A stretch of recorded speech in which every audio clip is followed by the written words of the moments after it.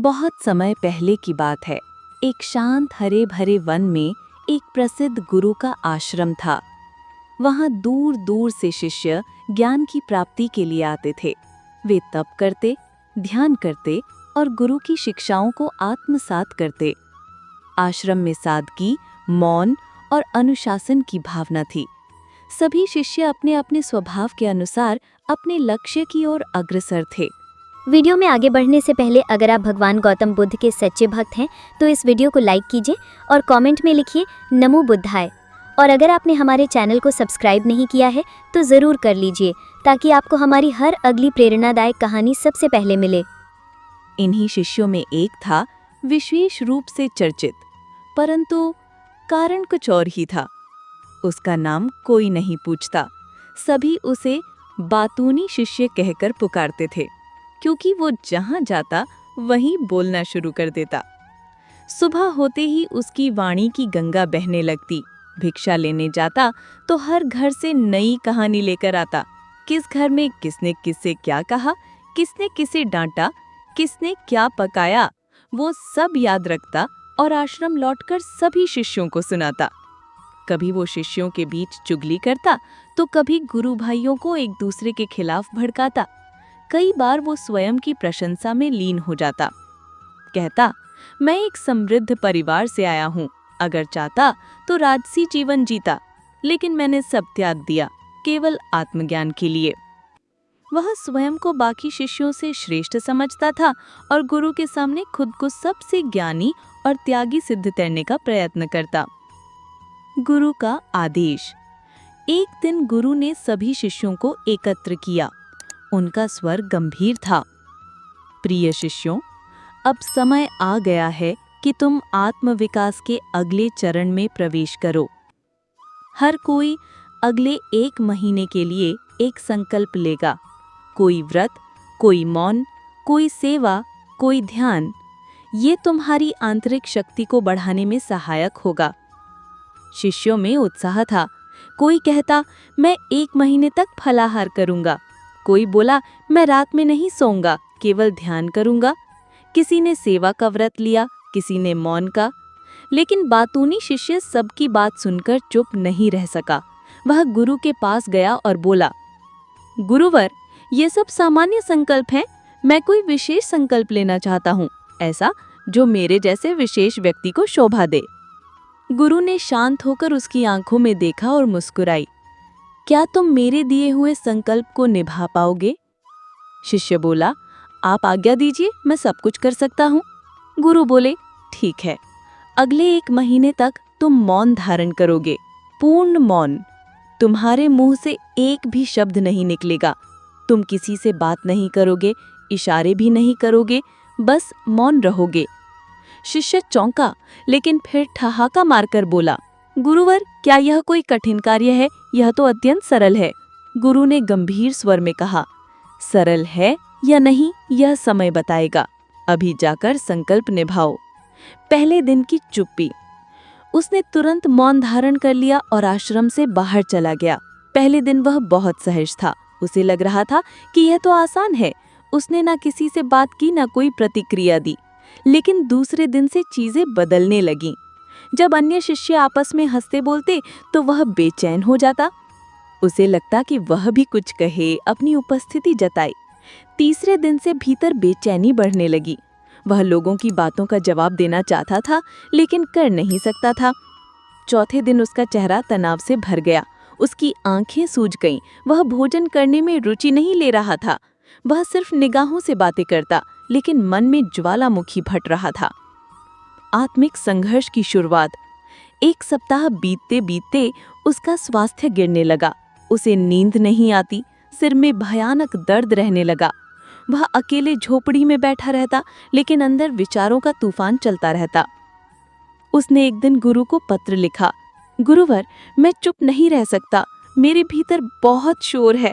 मुझे सांस लेने में भी तकलीफ हो रही है। क्या मैं संकल्प तोड़ दूं? गुरु ने पत्र पढ़कर उत्तर दिया, संकल्प तुम्हारा था, उसे निभाना या तोड़ना तुम्हारा निर्णय है। लेकिन याद रखो, जो व्यक्ति एक छोटा संकल्प भी नहीं निभा सकता, वह जीवन की बड़ी चुनौतियों से कैसे लड़ेगा? गुरु के इन शब्दों ने उसे भीतर तक झकझोर दिया। वह कुछ नहीं बोला, सिर झुकाकर वापस चला गया और अपनी कुटिया में बंद हो गया।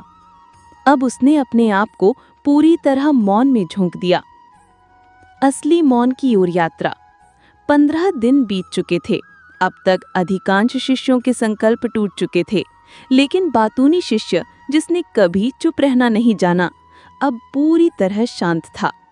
आश्रम में चर्चा होने लगी, वह सच में बदल रहा है। 15वें दिन वह फिर गुरु के पास आया और पत्र में लिखा, गुरुवर, मैं बाहर से शांत हूँ, लेकिन भीतर अभी भी युद्ध चल रहा है। मेरे मन में सवाल, तर्क, व्यंग्य सब कुछ चल रहा है। मैं उन्हें रोक नहीं सकता। क्या मेरा संकल्प अभी भी कायम है? गुरु ने कहा, तुम्हारा संकल्प कायम है, लेकिन अब समय आ गया है कि तुम एकांत की ओर जाओ। जब तक बाहर की आवाजें कानों में आती रहेंगी, तब तक मन बोलता रहेगा। अब तुम्हें अपने अंदर की यात्रा के लिए अकेले रहना होगा। अगली सुबह वह चुपचाप आश्रम छोड़कर जंगल की ओर निकल पड़ा। बिना किसी को बताए, बिना किसी से बोले, उसके हाथ में कुछ फल, एक कमंडल और दृढ़ निश्चय था। पहले दिन वह घबराया। वहां कोई नहीं था, न मनुष्य न संवाद। रात में डर लगा, सन्नाटा, जानवरों की आवाजें, अंधेरा, लेकिन वह डटा रहा।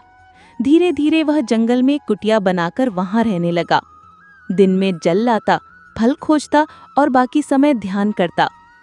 अंतर की आंधियां। शुरू में जंगल में भी वही बातें उसके दिमाग में आती रहीं। किसने उसे क्या कहा था, उसने क्या उत्तर दिया था, आश्रम के शिष्य कैसे थे, गुरु क्या सोचते होंगे। उसका मन खाली नहीं हो रहा था। परंतु जैसे जैसे समय बीता, उसने खुद को इन विचारों से अलग करना शुरू किया। वह केवल अपनी सांसों पर ध्यान देने लगा। उसने महसूस किया कि जितना वह खुद से लड़ता है, उतना ही वह थकता है। धीरे धीरे विचारों की गति मंद होने लगी। फिर एक दिन कुछ ऐसा हुआ जिसने उसकी पूरी चेतना को हिला दिया। शांति का साक्षात्कार।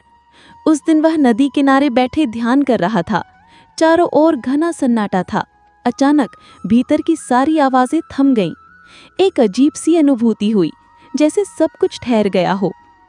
उसने महसूस किया कि वह स्वयं भी मौन हो गया है, न केवल बाहर से बल्कि भीतर से भी। फिर अचानक उसके मुंह से एक चीत्कार निकली, हे ईश्वर, ये कैसी शांति है? चारों ओर इतनी नीरवता क्यों है? लेकिन इस चिल्लाहट के बाद भी सब कुछ वैसा ही रहा, शांत। उसे पहली बार एहसास हुआ कि शांति को तोड़ा नहीं जा सकता। यह कोई ध्वनि नहीं, एक स्थिति है। वापसी और परिवर्तन। 3 महीने बीत गए थे। आश्रम में सब सोच रहे थे कि वह लौटेगा या नहीं, और एक सुबह वह लौट आया। सब उसे देखकर चौंक गए। वह बिल्कुल बदल गया था। उसका चेहरा तेजस्वी हो गया था।